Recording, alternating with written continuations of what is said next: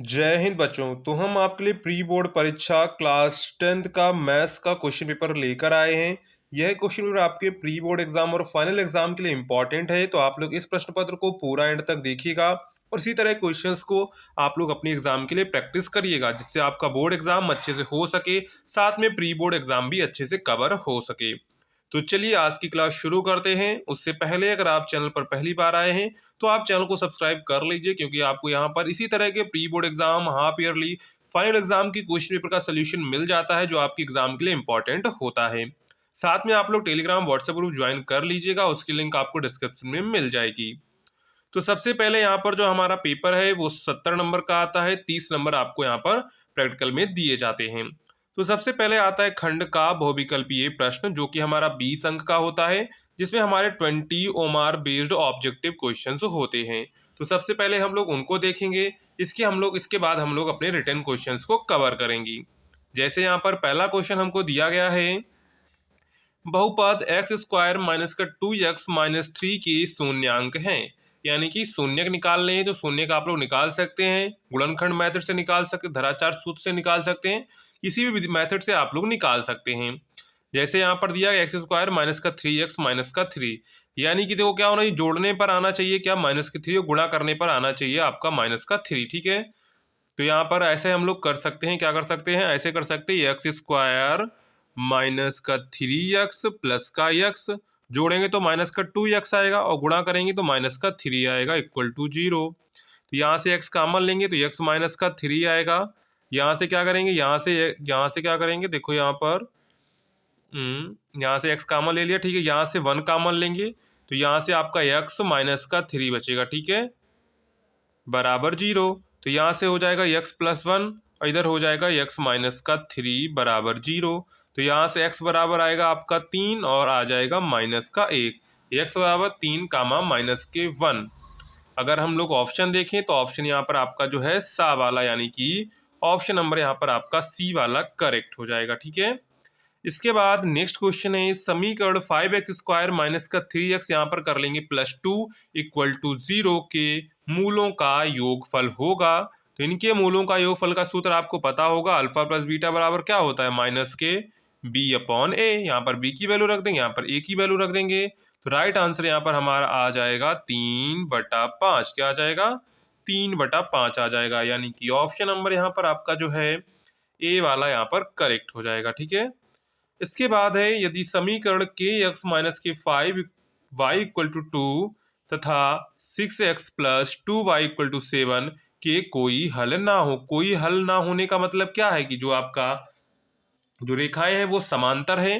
तो यहाँ पर जो के का मान निकल कर आएगा वो आएगा माइनस का 15। क्या आएगा, के का मान निकल कर आएगा आपका यहाँ पर -15, यानी कि ऑप्शन नंबर यहाँ पर आपका जो है ए वाला यहाँ पर करेक्ट हो जाएगा। यहाँ पर a1/a2 बराबर b1/b2 does not equal to c1/c2 वाला यहाँ पर आपका लगता है, ठीक है। इसके बाद है द्विघात समीकरण 3x स्क्वायर माइनस का 6x प्लस 4 इक्वल टू 0 का विविक्त कर है। तो यहाँ पर विविक्त कर का सूत्र क्या होता है, बी स्क्वायर माइनस का 4ac होता है, ये आपका विविक्त कर का सूत्र होता है। तो बस यहाँ पर रख देंगे और फाइनल आंसर निकाल लेंगे। तो यहाँ पर द्विघात समीकरण 3x स्क्वायर माइनस का 6x प्लस 4 इक्वल टू 0 का विविक्त कर क्या आएगा, तो इसका विविक्त आएगा -12। क्या आएगा, -12 आएगा, यानी कि ऑप्शन नंबर यहाँ पर आपका ए वाला करेक्ट हो जाएगा, ठीक है। इसके बाद है समांतर श्रेणी 1/3 कामा 1 माइनस की 3x/3 कामा 1 माइनस के 6x/3 का सारवांतर होगा। सारवांतर यानी कि डी का मान क्या होता है, डी का मान अभी हमने आपको निकालना यहाँ बता देते हैं। क्या होता है डी का मान, डी बराबर होता है a2 माइनस का a1। तो यहाँ पर a2 है 1 माइनस की 3x, तो रख देते हैं 1 माइनस का 3x/3, और यहाँ पर a1 कितना है, 1/3 है। लासा लेंगे तो 3 ही आएगा, ठीक है। यहाँ से हो जाएगा 1 माइनस का 3x, और ये आपका कितना हो जाएगा, ये आपका हो जाएगा माइनस का 1, 1 से 1 चला गया। अब यहाँ पर कितना बचा, माइनस का 3x/3, 3 से 3 चला गया, आया माइनस का x, यानी कि यहाँ पर सारवांतर क्या हो जाएगा, तो यहाँ पर सारवांतर हमारा हो जाएगा माइनस का x। ऑप्शन नंबर यहाँ पर आपका जो है ए वाला करेक्ट हो जाएगा, ठीक है। इसके बाद है बिंदु a -4, 0 बी 4,0, सी 0,3 एक त्रिभुज के शीर्ष हैं वह त्रिभुज होगा। ये जो बिंदुओं के शीर्ष हैं ये किस त्रिभुज के शीर्ष हैं? तो ये जो हैं आपके समद्विबाहु त्रिभुज के शीर्ष हैं। किसके हैं? समद्विबाहु त्रिभुज के शीर्ष हैं। इसलिए ऑप्शन नंबर यहाँ पर आपका जो है बी वाला यहाँ पर आपका करेक्ट हो जाएगा। ठीक है। इसके बाद है दो समरूप त्रिभुजों की भुजाओं का अनुपात 3:5 है, तब उनमें क्षेत्रफलों का अनुपात होगा। देखो, जब भी कोई दो त्रिभुज समरूप हो तो उनकी भुजाओं का अनुपात दिया जाए या माध्यिकाओं का अनुपात दिया जाए या फिर जो है उनके लंबार्धों का अनुपात दिया जाए, उनके अगर क्षेत्रफल निकालेंगे तो उनका क्षेत्रफल हमेशा उन भुजाओं के वर्गों के अनुपात में आएगा। तो 3 का वर्ग करेंगे तो 9 आएगा, 5 का वर्ग करेंगे 25, यानी कि 9/25 होगा। ठीक है। यानी कि ऑप्शन नंबर आपका यहाँ पर बी वाला करेक्ट हो जाएगा।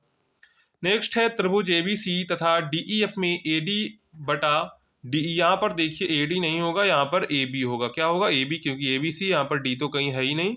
यहाँ पर देख लो, त्रिभुज बना देते एक बार हम। यहाँ पर त्रिभुज एबीसी और दूसरा त्रिभुज आपका है डीईएफ। ठीक है, क्या है? डीईएफ है। अब यहाँ पर एबी अनुपात डीई है। ठीक है।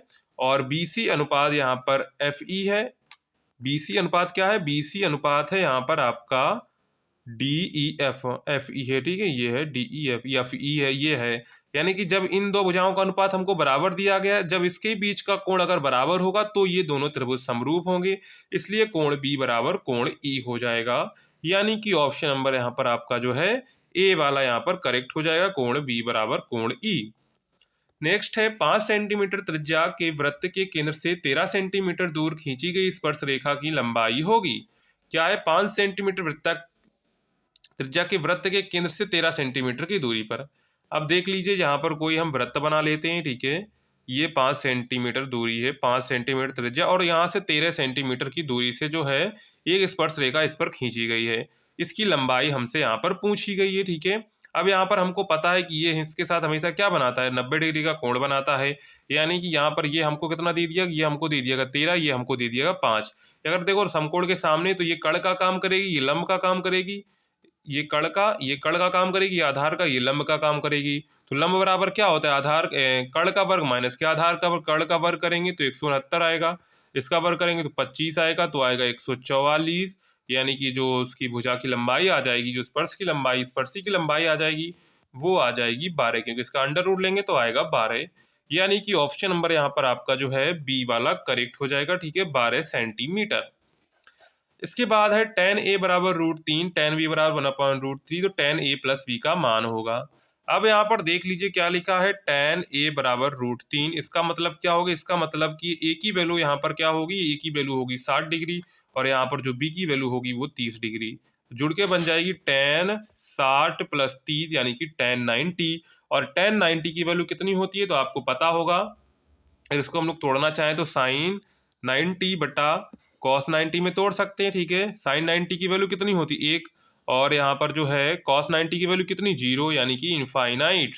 और यहाँ पे tan a प्लस b का मान क्या होगा? इनफाइनाइट होगा। लेकिन यहाँ पर कई ऑप्शन नहीं दिया गया है, इसमें सारे ऑप्शंस रॉन्ग दिए गए हैं। ठीक है। इसके बाद है tan 5 into tan 25 into tan 30 into tan 65 into tan 85 equal to dot dot. तो यहाँ पर इसका मान कितना? इसका मान आएगा 1/√3। कितना आएगा? 1/√3। यानी कि ऑप्शन नंबर यहाँ पर आपका जो है सी वाला यहाँ पर करेक्ट हो जाएगा। नेक्स्ट है cos 1 cos 2 cos 3 dot dot cos 90। यहाँ पर देखो cos 90 की वैल्यू होती 0, यानी कि सभी के साथ गुणा होगा तो फाइनल आंसर आपका 0 ही आएगा। यानी कि ऑप्शन नंबर यहाँ पर आपका जो है सी वाला यहाँ पर करेक्ट हो जाएगा, 0 डिग्री। इसके बाद है सेक 135 का मान होगा। तो सेक 135 का मान कितना होगा? इसका मान होगा -√2। कितना होगा? -√2। यानी कि ऑप्शन नंबर यहाँ पर आपका जो है डी वाला यहाँ पर करेक्ट हो जाएगा, -√2। इसके बाद है एक ऊर्ध्वाधर खंबे की परछाई उसकी ऊंचाई के बराबर है, तो सूर्य का उन्नयन कोण होगा। तो उन्नयन कोण आएगा आपका जो है tan थीटा बराबर निकालेंगे। tan थीटा बराबर कितना? लंब कितना है? लंब देखो यहाँ ऊर्ध्वाधर खंबे की परछाई उसकी ऊंचाई के बराबर है। एक बार समझ लीजिए, देखिए खंबे की परछाई जो है उसकी ऊर्ध्वाधर ऊंचाई के बराबर है। अब यहाँ से अगर हम लोग थीटा निकालना चाहें तो थीटा बराबर क्या? लंब बटे आधार। tan थीटा बराबर क्या होता है? tan थीटा बराबर लंब बटे आधार। लंब मान लीजिए कितना है? x है, और परछाई दोनों बराबर है तो ये भी x आएगा, यानी कि tan थीटा बराबर 1 आएगा। और एक वैल्यू कब होती है? जब tan 45 होता है। यानी कि ऑप्शन नंबर यहाँ पर आपका क्या करेक्ट हो जाएगा? तो ऑप्शन नंबर यहाँ पर आपका सी वाला करेक्ट हो जाएगा, 45 डिग्री। नेक्स्ट है, एक वृत्त की परिधि और एक वर्ग के परिमाप बराबर हैं तब उनके क्षेत्रफलों का अनुपात होगा। तो एक वृत्त की परिधि और एक वर्ग का परिमाप बराबर है, तो परिधि का सूत्र क्या होता है? परिधि का सूत्र होता है 2πr। वर्ग का सूत्र क्या होता है? वर्ग का मान लेते हैं, क्षेत्रफल का सूत्र मान लेते हैं 4a² होता है। ठीक है, यहाँ से क्या करेंगे? 2 से 2 चला गया, यानी कि पाई आर बराबर आपका यहाँ पर आ गया पाई आर बराबर आ गया आपका 2a²। क्या आ गया? 2a² यहाँ पर आ गया। ठीक है, तो यहाँ से क्या करेंगे? यहाँ से हम लोग भुजाओं का अनुपात निकालेंगे। एक बार फिर से देख लीजिए, वर्ग का परिमाप है, सॉरी वहाँ पर हम लोग क्षेत्रफल लगा रहे थे। परिधि क्या था? परिधि था आपका 2πr, और इसका जो वर्ग का परिमाप होता है वो होता है 4a। तो यहाँ से 2 से 2 बार काट देंगे तो 2a बराबर यहाँ आ जाएगा आपका पाई आर। हम क्या करेंगे? हम क्षेत्रफल और जो है वृत्त का क्षेत्रफल यानी कि वृत्त की त्रिज्या और जो है वर्ग का जो आपका भुजा है उसका अनुपात निकाल लेंगे। तो आर बटा ए बराबर कितना हो जाएगा? 2/पाई। क्या हो जाएगा? 2/पाई हो जाएगा। देखो यहाँ से क्या हुआ, 2 वहीं रखा, पाई को नीचे ले गए तो 2/पाई आ गया। तो r/a इक्वल टू आ गया आपका 2/पाई। अब यहाँ से हमसे पूछा गया तब उनके क्षेत्रफलों का अनुपात होगा। तो क्षेत्रफल क्या हो जाएगा? देखो यहाँ से क्षेत्रफलों का अनुपात, तो वृत्त का क्षेत्रफल का सूत्र क्या होता है? पाई r² होता है। ठीक है, और यहाँ पर जो है आपका वृत्त का वर्ग का परिमाप, वर्ग का क्षेत्रफल का सूत्र क्या होता है? 4a² होता है। क्या होता है? 4a² होता है। तो यहाँ से हो जाएगा पाई/4, यहाँ से हो जाएगा r/a का होल स्क्वायर कर दें क्योंकि दोनों पर होल स्क्वायर चढ़ा हुआ है। अब r/a की वैल्यू यहाँ से हमने निकाली थी, कितनी थी? 2/पाई थी। क्या थी? 2/पाई थी। यहीं पर रख देंगे 2/पाई। तो यहाँ से देखेंगे, रखेंगे अगर हम लोग मान 2/पाई, पाई/4 ऐसे रखेंगे। ठीक है, यहाँ से रख देंगे 2/पाई का मान होल स्क्वायर। अब देखो 2 का वर्ग करेंगे तो 4, 4 से 4 कट जाएगा, यहाँ पर आ जाएगा आपका कितना? यहाँ सर आ जाएगा आपका पाई। कितना आ जाएगा? पाई² आ जाएगा यहाँ पर पाई। तो यहाँ पर बचेगा क्या? 1/पाई। और पाई को अगर हम लोग ऊपर लेकर जाते हैं, अगर 22/7 मान रखते हैं तो ऊपर जाएगा तो 7/22 क्या हो जाएगा? 7/22 हो जाएगा। अगर अनुपात हम लोग देखें तो अनुपात यहाँ पर आ जाएगा आपका ऑप्शन बी वाला यहाँ पर करेक्ट हो जाएगा, 7/22 हो जाएगा। ठीक है, इसके बाद है, एक घड़ी की मिनट की सुई की लंबाई 14 सेंटीमीटर है तो 1 मिनट में सुई द्वारा रचित क्षेत्रफल होगा। देखो यहाँ पर जो है पाई r² θ/360 लगता है सूत्र। ठीक है, त्रिज्या यहाँ पर हमको दे दी गई है 14 सेंटीमीटर, लंबाई दे दी गई, थीटा कितना आएगा? देखो एक मिनट में कितना कोण चलेगी? 1 मिनट में 6 डिग्री का कोण चलेगी। देखो यहाँ पर कैसे चलेगी, पूरा जो घड़ी का सुई कितना होता है? 360 डिग्री का होता है। कितना होता है? 360 डिग्री का। और 1 घंटे में कितने मिनट होते हैं? 60 मिनट होते हैं। 60 मिनट में कितना घूमेगी? 360 डिग्री। तो यहाँ से 1 मिनट में कितना घूमेगी? 360/6, 360/60। तो यहाँ से चला जाएगा 6 कम 6 छतरंग 36, यानी कि 1 मिनट में 6 डिग्री घूमेगी। तो यहाँ से थीटा की वैल्यू रख देंगे 6, तो कैलकुलेट करेंगे तो आंसर आएगा हमारा 10.26 सेंटीमीटर स्क्वायर, यानी कि ऑप्शन नंबर आपका यहाँ पर डी वाला करेक्ट हो जाएगा। नेक्स्ट है, एक लंबवृत्तीय बेलन के आधार का क्षेत्रफल 9 पाई सेंटीमीटर स्क्वायर है तब उसके आधार का व्यास होगा। अब देखो यहाँ पर लंबवृत्तीय बेलन के आधार का क्षेत्रफल दे दिया 9 पाई सेंटीमीटर स्क्वायर। आधार का क्षेत्रफल, आधार कैसा होता है? वृत्ताकार होता है, मतलब कि पाई r² बराबर 9 पाई। ठीक है, यहाँ से पाई से पाई आपका चला गया, r² बराबर आ गया आपका 9, तो r बराबर आ गया आपका 3। कितना आ गया? 3 सेंटीमीटर। हमसे पूछा गया व्यास, व्यास जो होता है त्रिज्या का 2 गुना होता है, मतलब कि हो जाएगा 2 गुना करेंगे तो 6 सेंटीमीटर, यानी कि ऑप्शन नंबर आपका यहाँ पर जो है डी वाला करेक्ट हो जाएगा, 6 सेंटीमीटर। इसके बाद है, एक घनाभ के समान क्षेत्रफल वाले कितने फलक युग्म होते हैं? तो घनाभ जो होता है उसमें 3 इस तरह की जो है भुजाएं होती हैं, जिसमें तीनों भुजाएं अलग अलग होती हैं। तो इनके जो सम्मुख फलक होते हैं वो जो है बराबर होते हैं, इसलिए ये वाला बराबर होगा, ये वाला बराबर होगा और ये बराबर बराबर होगा, यानी कि इसके कितने फलक बराबर होंगे? तो इसके 3 जो है फलक युग्म बराबर हो गए, यानी कि ऑप्शन नंबर आपका यहाँ पर डी वाला करेक्ट हो जाएगा। नेक्स्ट है, बहुलक बराबर 3, जहाँ पर आपको रिक्त स्थान दिया गया -2 इंटू समांतर माध्य। तो यहाँ पर हो जाएगा बहुलक बराबर 3 गुणे माध्य का माइनस के 2 इंटू समांतर माध्य, यानी कि ऑप्शन नंबर यहाँ पर आपका जो है डी वाला करेक्ट होगा। नेक्स्ट है, लास्ट है हमारा 20 ऑब्जेक्टिव क्वेश्चन। क्या कह रहा है, एक पासे में 6 से बड़ा अंक आने की प्रायिकता होगी। तो देखो, एक पासे में टोटल 6 ही अंक होते हैं, 1 2 3 4 5 6, 6 से बड़ा कोई अंक ही नहीं होता है, इसलिए इसकी प्रायिकता हो जाएगी शून्य। कितनी हो जाएगी, शून्य हो जाएगी। ऑप्शन नंबर यहाँ पर आपका जो है डी वाला यहाँ पर करेक्ट हो जाएगा। तो यहाँ पर हमने जो है 20 ऑब्जेक्टिव क्वेश्चंस को कवर कर लिया है। इसके बाद हम लोग चलते हैं खंड खा वर्णात्मक प्रश्न पर। तो इसमें हमारा पहला क्वेश्चन आ जाता है पीई बराबर 0.05, तो पीई डैश का मान बताइए। तो यहाँ पर देखो, हमको पीई बराबर दिया गया, तो पीई डैश कैसे निकालेंगे, तो पीई डैश निकालेंगे 1 माइनस का पीई से, ठीक है। तो 1 माइनस 0.05 कर देंगे और जो आंसर आएगा यानी कि 0.95 इसकी हमारी प्रायिकता हो जाएगी, ठीक है। इसके बाद यदि बहुलक 21 इकाई है, माध्य 21.56 इकाई हो, तो माध्यक ज्ञात कीजिए। अब देखो, यहाँ पर हमने आपको सूत्र ये वाला बता दिया है, बहुलक बराबर 3 गुणे माध्य का माइनस के 2 इंटू समांतर माध्य, यही वाला सूत्र लगाएंगे और कैलकुलेट करेंगे, आंसर निकाल लेंगे, ठीक है। इसके बाद नेक्स्ट है, धातु के एक ठोस शंकु को पिघलाकर बराबर त्रिज्या के एक ठोस वेलन बनाया गया। यदि वेलन की ऊंचाई 6 सेंटीमीटर हो तो शंकु की ऊंचाई ज्ञात कीजिए। अब क्या करेंगे, दोनों को आयतन बराबर कर देंगे, वहां से हम लोग ऊंचाई निकाल लेंगे। इसके बाद आगे बढ़ेंगे, तो इसी में हमारा घा क्वेश्चन है, एक वृत्त के चतुर्थांश का क्षेत्रफल ज्ञात कीजिए जिसकी परिधि कितनी है, जिसकी परिधि है 22 सेंटीमीटर। देखो, सबसे पहले क्या है, परिधि हमको 22 सेंटीमीटर देगी, सबसे पहले हम लोग त्रिज्या निकालेंगे, ठीक है। त्रिज्या निकालने के बाद हम लोग पूरे वृत्त का क्षेत्रफल निकालेंगे। हमसे पूछा गया चतुर्थांश, मतलब कि उसके 4 हिस्से किए जाएंगे, मतलब कि 4 से डिवाइड कर देंगे, जो आंसर आएगा वही हमारे एक चतुर्थांश का क्षेत्रफल हो जाएगा, ठीक है। इसके बाद है, यदि टेन ए प्लस बी बराबर √3, टेन ए माइनस के बी बराबर 1/√3, तो यहाँ से हमसे ए व बी के मान पूछे गए हैं। देखो, यहाँ से कैसे कैलकुलेट करेंगे, यहाँ से हो जाएगा टेन ए प्लस बी बराबर यहाँ से √3 है, यहाँ से हो जाएगा टेन ए प्लस बी बराबर √3, वैल्यू किसकी होती है बताया, इसकी होती है tan 60 की। tan से tan चला गया, a प्लस बी बराबर आ गया आपका 60 डिग्री, ठीक है। एक ये इक्वेशन बन गई। इसी प्रकार tan a माइनस बी, तो tan a माइनस का b बराबर 1/√3, तो यहाँ से हो जाएगा tan a माइनस का b बराबर tan 30, ठीक है। यहाँ से tan चला गया, तो a माइनस के b बराबर आ गया 30। तो यहाँ पर दो इक्वेशन हमारे पास हो गई, a प्लस बी बराबर 60 और यहाँ से a माइनस के b बराबर 30 डिग्री। दोनों का क्या करेंगे, जोड़ देंगे, 2a बराबर आ जाएगा आपका 90, यानी कि a बराबर आ जाएगा 45 डिग्री और b का मान निकाल लेंगे। तो b का कितना आ जाएगा, b का आ जाएगा आपका 15 डिग्री, ठीक है। इसके बाद है, बिंदुओं 1,5 और 4,6 को मिलाने वाले रेखाखंड का लंब समविभाजक वाई अक्ष को किस बिंदु पर काटता है, ये आपको सॉल्व करना है।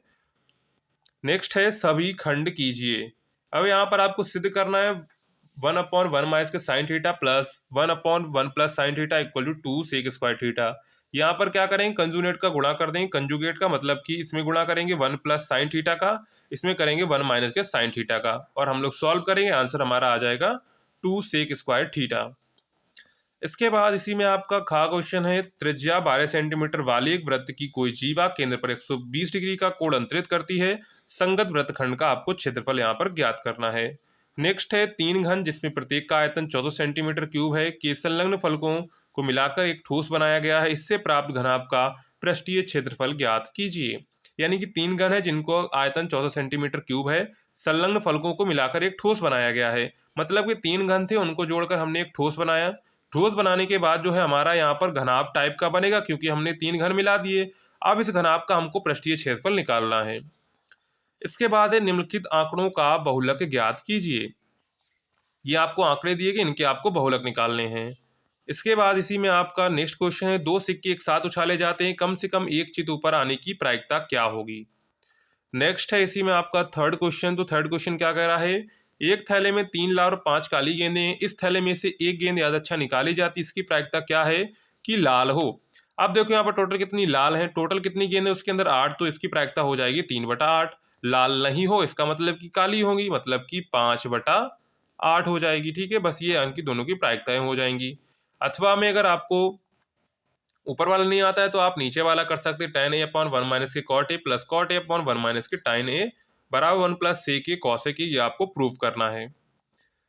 इसके बाद क्वेश्चन नंबर 4 पर आते हैं। तो क्वेश्चन नंबर 4 देखो यहाँ पर क्या करें, निम्नलिखित बारंबारता बंटन किसी मोहल्ले के 68 उपभोक्ताओं की बिजली की मासिक खपत दर्शाता है। इस आंकड़ों का माध्यिका व समांतर माध्य आपको ज्ञात करना है। अथवा में अगर आपको ये नहीं आता है तो आप नीचे वाला कर सकते हैं। एक ठोस बेलनाकार है जिसके दोनों सिरों पर अर्धगोलाकार है। ठोस की कुल ऊंचाई 20 सेंटीमीटर है तथा बेलन का व्यास 7 सेंटीमीटर है। ठोस का कुल आयतन ज्ञात कीजिए। इस तरह का क्वेश्चन आपके एग्जाम में आता है तो इसको आप अच्छे से तैयार कर लेंगे।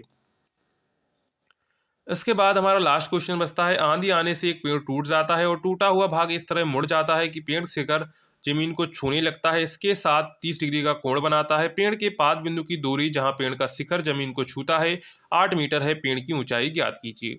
देखो इसका डायग्राम हम बना देते हैं, आपको सॉल्व खुद करना होगा। आंधी आने से एक पेड़ टूट जाता है और टूटा हुआ भाग इस तरह मुड़ जाता है कि पेड़ का शिखर जमीन से छूने लगता है। क्योंकि यहाँ पर होता है कोई पेड़ होता है, इसके बाद क्या करता है, टूट जाता है आंधी में, तो उसका शिखर जो होता है वो जमीन में छूने लगता है। और इसके साथ कितने का कोण बनाता है, इसके साथ बनाता है 30 डिग्री का कोण। किसका? 30 डिग्री का जो कोण बनाता है पेड़ के पाद बिंदु की दूरी जहां पेड़ का शिखर जमीन को छूता है। पाद बिंदु से दूरी जहां से पेड़ जमीन को छूता है कितना है, 8 मीटर है। पेड़ की ऊंचाई हमसे यहाँ पर पूछी गई है। अब देखो ये दे दिया गया तो हम लोग ये निकाल लें क्योंकि ये 30 डिग्री है। इसके बाद क्या करेंगे, ये निकाल लेंगे। इसके बाद यहाँ से एक ये निकालेंगे और दोनों को जोड़ देंगे तो हमारा आंसर आ जाएगा। इसके बाद अथवा में अगर आपको वो वाला भी नहीं करना है तो आप नीचे वाला कर सकते हैं।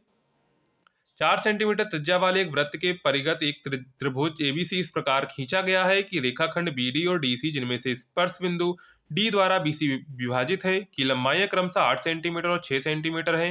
ए बी और ए सी आपको यहाँ पर ज्ञात करना है। ठीक है, तो ये आपका डायग्राम है, इसमें आपको जो निकालना है वहां से आप लोग देख सकते हैं। ठीक है, तो इस तरह आपका पूरा क्लास 10th का प्री बोर्ड मैथ का क्वेश्चन पेपर हमने आपको दिखा दिया है। इसी तरह क्वेश्चंस आपके प्री बोर्ड एग्जाम में आते हैं और आपने अभी तक चैनल को सब्सक्राइब नहीं किया तो चैनल को सब्सक्राइब कर लीजिए। अगर आपको इसकी पीडीएफ डाउनलोड करनी है उसकी लिंक आपको डिस्क्रिप्शन में मिल जाएगी, तो वहां से आप लोग इसकी पीडीएफ डाउनलोड कर सकते हैं। मिलते हैं नेक्स्ट वीडियो में, तब तक के लिए जय हिंद बच्चों।